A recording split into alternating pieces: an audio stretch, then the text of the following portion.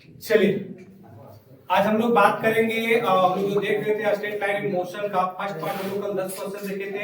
आज second part में उसका 10 क्वेश्चन देखेंगे और ये इंपॉर्टेंट क्वेश्चन ऐसा नहीं कि बहुत ज्यादा क्वेश्चन लेके आ रहे हैं, केवल इंपॉर्टेंट क्वेश्चन की बात करेंगे जो आपके एग्जाम के व्यू से बहुत ज्यादा इंपॉर्टेंट है।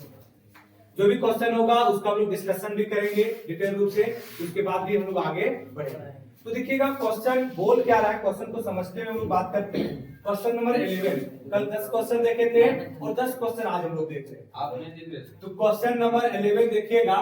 क्वेश्चन नंबर 11 क्या बोल रहा है कि यह car accelerated from rest to 30 metre per second. क्या बोल रहा है कि यह car accelerated from rest to 30 metre per second in 5 second. Per second in 5 second. What is the acceleration? कि बोल रहा है कि कोई कार है जो त्वरित होता है, मतलब चलना शुरू करता है, और वो जब चलना शुरू करता है तो मतलब जिसमें चलना शुरू करेगा उसमें उसका वेग जो होता है वो विरामावस्था होता है, उसमें उसका इनिशियल वेलोसिटी जो होता है कितना होता है? 0 होता है। कितना होता है? 0। कुछ टाइम के बाद मतलब 5 सेकंड के बाद उसका वेग जो है वो कितना हो जाता है? 30 मीटर पर सेकंड। कितना हो जाता है? 30 मीटर पर सेकंड। कितना हो जाएगा? 30 मीटर पर सेकंड। तो आपसे पूछा जा रहा है कि उस कार का एक्सीलरेशन क्या होगा, त्वरण क्या होगा, उसको क्या करना है? ज्ञात करना है। तो कैसे निकालिएगा, चीजें को समझिएगा, ध्यान दीजिएगा। इसका हम एक्सप्लेन कर रहे हैं। देखिए यहाँ पे बात कर रहे हैं, पहला क्वेश्चन का एक्सप्लेन यहाँ पे कर रहे हैं। बोलते हैं कि भाई कोई कार है, मान लेते हैं कार है, ये कोई क्या है? एम्बेसडर कार है। कौन सा कार है ये? Ambassador car. ठीक है। ये जब इनिशियल पोजीशन जब ये चलना शुरू करता है तो इसका वेग दिया है रेस्ट मतलब कितना होता है? 0 मीटर पर सेकंड। ये कितना देर तक चलता है? 5 सेकंड तक। कितना देर तक चलता है? 5 सेकंड तक।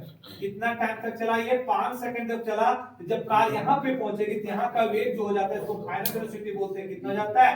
30 मीटर पर सेकंड। कितना हो जाएगा? 30 मीटर पर सेकंड। तो पूछा जा रहा है कि कार का त्वरण क्या होगा, उसको क्या करना है?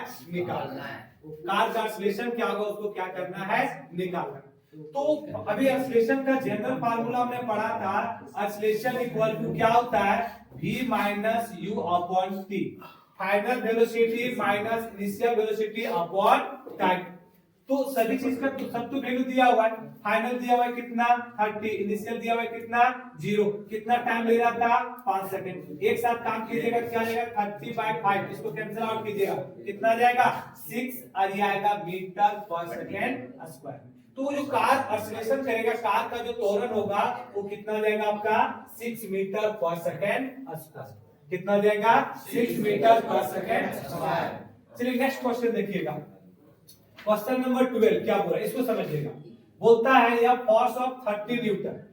कितना? ध्यान देना, जब इसका लोग सॉल्यूशन करेंगे तो क्या बोलता है कि फोर्स दिया हुआ है कितना?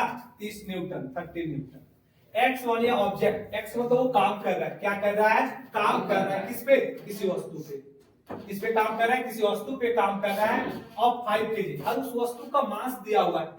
इसमें सिंपल बोला गया भाई, यहाँ पे ध्यान दीजिएगा, क्या बोला जा रहा है कि कोई एक ऑब्जेक्ट है, मान लेते हैं एक ऑब्जेक्ट है।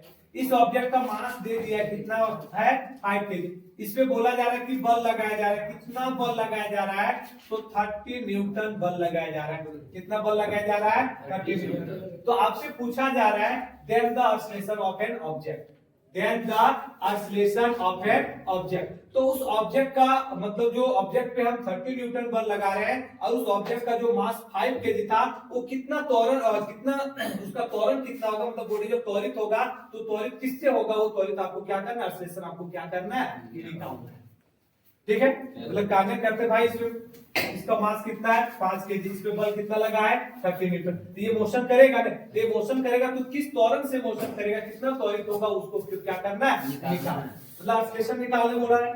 तो हम लोग फार्मूला पढ़े थे फोर्स के कंडीशन में कि फोर्स इक्वल टू होता था मास इक्वल होता था। देखिए फोर्स आपका दिया हुआ है, कितना दिया है? 30।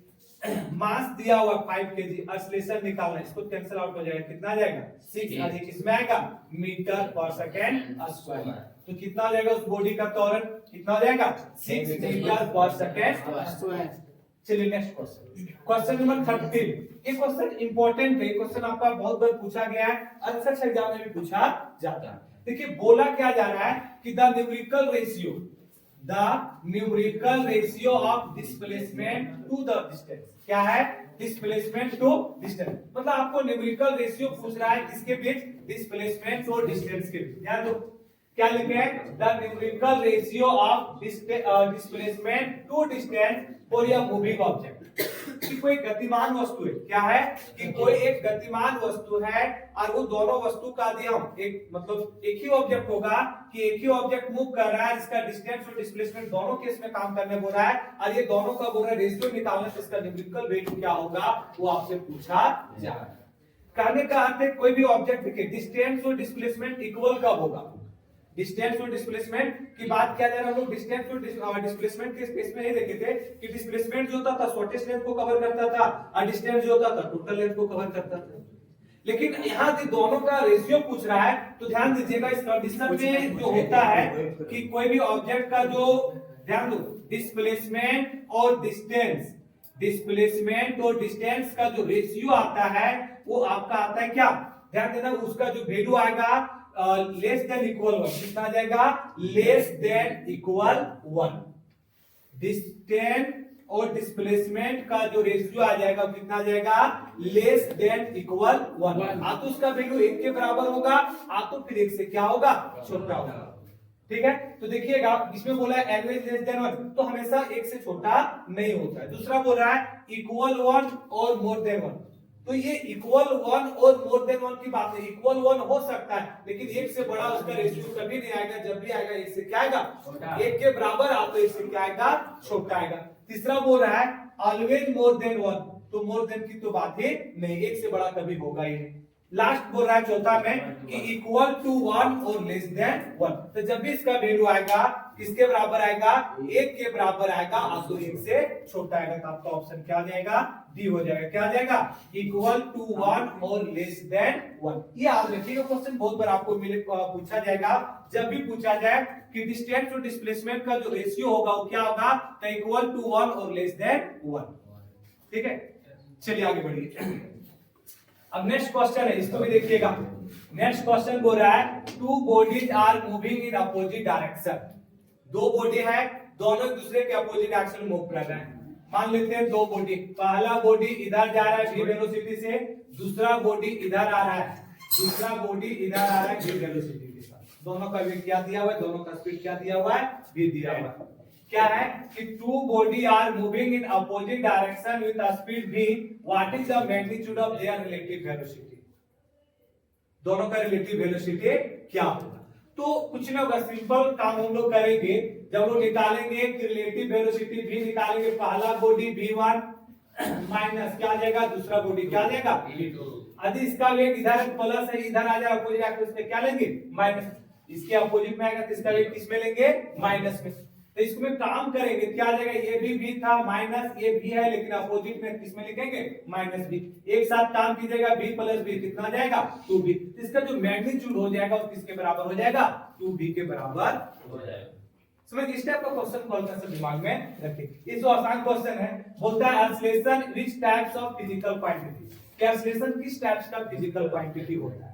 देखिए जनरली हम लोग दो टाइप पढ़े थे स्केलर फिजिकल क्वांटिटी और वेक्टर फिजिकल क्वांटिटी। तो ये दोनों को जो लोग क्लासिफिकेशन कर रहे थे, आप तो ये दोनों में डिफरेंस जो था उसमें लोग क्या देखे थे कि स्केलर फिजिकल क्वांटिटी के पास केवल क्या होता था? मैग्नीट्यूड होता था, प्रॉपर डायरेक्शन की बात इसमें किया नहीं जाता था। वेक्टर क्वांटिटी की जब हम लोग बात कर रहे थे तब वेक्टर क्वांटिटी में मैग्नीट्यूड और डायरेक्शन दोनों होता था, साथ ही साथ त्रिभुज का जो भी बेसिक प्रॉपर्टी होता था उसका क्या करता था? ये पालन करता था। अब हो रहा है कि एक्सेलरेशन कौन सा फिजिकल क्वांटिटी होगा? तो एक्सेलरेशन जो होता था, एक्सेलरेशन एक प्रॉपर डायरेक्शन में, एक्सेलरेशन हम लोग पढ़े थे कि एक्सेलरेशन किसको बोलते थे? तो जो रेट चेंज कर रहा था किसका? वेलोसिटी का। किसके रिस्पेक्ट में? टाइम के रिस्पेक्ट में। अब वेलोसिटी जो होता था वो एक्सेलरेशन मतलब वेक्टर क्वांटिटी होता था, क्योंकि उसका डायरेक्शन क्या होता था? फिक्स होता था, साथ ही साथ मैग्नीट्यूड तो लोग निकाल ही लेते थे। तो एक्सेलरेशन भी यहाँ पे कौन सा क्वांटिटी होगा? तो ये भी आपका जो है वो कौन सा क्वांटिटी हो जाएगा? Vector quantity. टेंसर भी फिजिकल क्वांटिटी है। टेंसर वैसे फिजिकल क्वांटिटी को कहते हैं जो स्केलर और वेक्टर दोनों की प्रॉपर्टी को ओबे करता है। टेंसर भी आपका एक फिजिकल क्वांटिटी है। ये थर्ड फिजिकल क्वांटिटी जनरेट किया गया था, डेवलप किया गया था। कुछ ऐसे भी फिजिकल क्वांटिटी होते हैं जो फिजिकल मतलब ये स्केलर का और वेक्टर के दोनों को प्रॉपर्टी का क्या करता है? ओबे करता है। तो उसको थर्ड क्वांटिटी बोला गया था क्या? Tensor quantity. समझ गए? जैसे एक्सेप्शन में भी एक आपका ये इलेक्ट्रिक करंट जो है उसको कभी कभी टेंसर क्वांटिटी बोला जाता है, क्यों? क्योंकि वो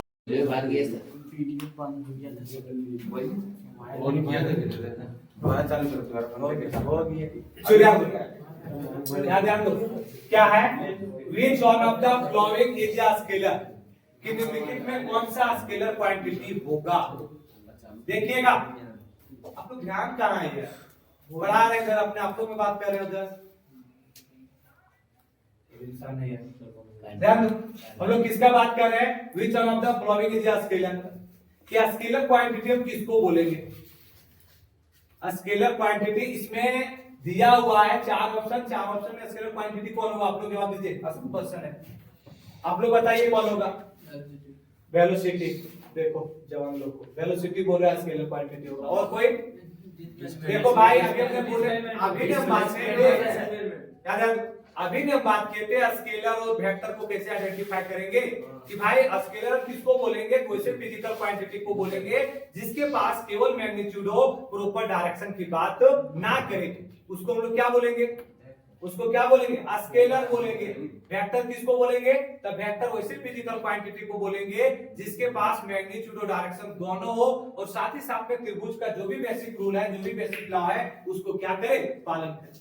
ठीक है, डिस्प्लेसमेंट, अभी आप लोग बात करें डिस्प्लेसमेंट, तो डिस्प्लेसमेंट तो ये आप लोग जब बात कर रहे थे स्केलर और वेक्टर का, जब वेक्टर क्वांटिटी पढ़े थे तो क्या लिखे थे कि डिस्प्लेसमेंट है जो पहला वेक्टर क्वांटिटी होता था। डिस्प्लेसमेंट क्या था आपका, पहला वेक्टर क्वांटिटी होता था, और ये तो वैसे फिजिकल क्वांटिटी जो डिस्प्लेसमेंट के जैसा बिहेव करे उसी को तो हम लोग वेक्टर क्वांटिटी बोल रहे थे। डिस्प्लेसमेंट का रेट चेंज का डिस्प्लेसमेंट का रेट समय के साथ करवा रहे थे तो क्या प्राप्त हो रहा था हमको, वेलोसिटी। वेलोसिटी भी तो था, इसका भी प्रॉपर डायरेक्शन हम लोग निकाल सकते हैं, और इसका प्रॉपर मैग्नीट्यूड निकाल सकते हैं, ये भी आपका क्या आ जाएगा, वेक्टर क्वांटिटी। उसके बाद मोमेंटम है, मास इनटू वेलोसिटी, ये भी आपका वेक्टर क्वांटिटी होगा। तो यह कपल जो आपको नजर आ रहा है यही आपका क्या आ जाएगा, स्केलर हो जाएगा। ये क्या हो जाएगा, स्केलर हो जाएगा। कपल आपको पढ़ना है, आप लोग क्लास 9th में पढ़े होंगे, इफर्ट जो पढ़े होंगे, प्रयास जिसको बोलते हैं। कपल जो होता है इसमें एक डायरेक्शन की बात करता है, इसमें डायरेक्शन का प्रोडक्ट होता है, इसलिए इसको हम लोग कौन सा मान लेते हैं, स्केलर मान लेते हैं। चलिए आगे देखिए, ये तो आप लोग आसान है, क्या है, the word of kinematics counts for, जो वर्ड काइनेमेटिक्स आया वो कौन शब्द से आया है, तो लोग बोले थे कि काइनेमेटिक वो कौन शब्द से आया था, ग्रीक शब्द से आया था, ग्रीक वर्ड से आया था। याद रखिएगा कि the word of kinematics is come for, तो कौन सा हो जाएगा, ग्रीक हो जाएगा। उसके बाद है विच of the formula calculating speed, कि निम्नलिखित में what is the formula for calculating speed, कि कौन सा फार्मूला है जिसके द्वारा स्पीड को हम ज्ञात कर सकते हैं। तो क्या था स्पीड का फार्मूला, आप लोग बताइए, क्या था, डिस्टेंस बटा time, speed equal to distance बटा टाइम। तो पहला दिया speed equal to distance into time, होगा क्या, दूसरा दिया speed equal to time upon distance, होगा क्या, तीसरा दिया speed equal to distance upon time, होगा, हो जाएगा, क्या हो जाएगा, स्पीड इक्वल टू मतलब चाल बराबर दूरी बटा समय, ये तो आने ना आप लोग को, चाल बराबर दूरी बटा समय, तो ऑप्शन नंबर क्या आ जाएगा, 1 हो जाएगा। नेक्स्ट क्वेश्चन है कि which of the following equation represent acceleration, कि which of the following equation represent acceleration, कि निम्नलिखित में कौन सा इक्वेशन है जो एक्सीलरेशन को रिप्रेजेंट करे। अभी हम लोग पढ़े थे कि एक्सीलरेशन इक्वल टू क्या होता था, इनिशियल वेलोसिटी माइनस मतलब final velocity minus initial velocity upon क्या था, टाइम था। मतलब ये इक्वल टू क्या था, v minus u by t, ये इक्वल टू क्या था, v minus u by t। चलिए बोलिए कौन सा हो जाएगा, देखिए ये ऑप्शन नंबर क्या आ जाएगा, तो इसमें एक्सीलरेशन इक्वल टू क्या आ जाएगा, v minus u upon t। उसके बाद बोलता है when the speed of an object is changing it experiences, कि जब कोई बॉडी का कोई वस्तु का जब स्पीड को चेंज किया जाएगा तो आप क्या चीज को एक्सपीरियंस करेंगे, किसको अनुभव करेंगे, क्या आप यूनिफॉर्म मोशन की बात करेंगे, क्या मोशन की, क्योंकि स्पीड ध्यान दीजिएगा कहीं ना कहीं जब डायरेक्शन कोई एक ही स्ट्रेट पथ में कोई बॉडी मूव कर रहा है तो उस बॉडी का स्पीड और वेलोसिटी दोनों क्या होगा, इक्वल होगा, दोनों क्या होगा, इक्वल होगा। तो यदि स्पीड एक्सचेंज किया जा रहा है इसका मतलब वो बात किसका कर रहा है, तो एक्सीलरेशन। हम लोग क्या चीज को एक्सपीरियंस करेंगे, एक्सीलरेशन। क्योंकि हमने पढ़ा था कि रेट जब वेलोसिटी का रेट चेंज होता था, किसका रेट चेंज होता था, वेलोसिटी का, तब हमको क्या प्राप्त होता था, एक्सीलरेशन। तो यहाँ हम लोग पढ़े कि जब कोई भी पार्टिकल कोई भी ऑब्जेक्ट यदि स्ट्रेट पथ में मूव करे, स्ट्रेट पथ में क्या करे, मूव करे, तो वहां दोनों स्पीड और वेलोसिटी क्या हो जाता है, इक्वल हो जाता है। तो यदि स्पीड चेंज कर रहा है कोई ऑब्जेक्ट, इसका मतलब क्या चीज को एक्सपीरियंस करेंगे, वहां पे एक्सीलरेशन को एक्सपीरियंस करेंगे। ठीक है, और इसमें इतना ही देखेंगे। कल से हम लोग बात करेंगे, ये था मोशन इन स्ट्रेट लाइन। कल से हम लोग बात करेंगे मोशन इन प्लेन। उसमें भी लगभग 20 से 25 क्वेश्चन देखेंगे, उसके बाद ये टॉपिक आपका क्या आ जाएगा,